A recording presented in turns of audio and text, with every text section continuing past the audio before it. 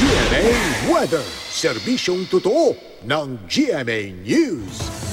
Isang bagong bagyong binabantayan ng Pag-asa sa labas ng Philippine Area of Responsibility na Mataan Tropical Storm, may international name na Ito, sa layong 1,750 kilometers east-northeast ng extreme northern Luzon.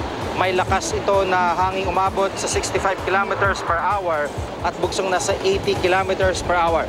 Inasang kikilos ito pa Hilagang Kanluran sa bilis na 20 kilometers per hour.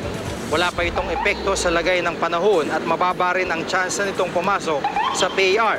Sa ngayon, hanging habagat ang nagdadala ng ulan sa Palawan, Visayas at Mindanao. Sa datos ng The Weather Company, may mahina hanggang katamtamang ulan sa Mimaropa bukas, habang thunderstorm naman ang aasahan sa Northern Luzon sa hapon. Sa Metro Manila, mataas muli ang posibilidad ng ulan sa hapon. Mahinang ulan naman ang mararanasan sa halos buong Visayas. At sa Mindanao, pinakamaulan sa Zamboanga Peninsula at ARMM, lalo na sa hapon at gabi.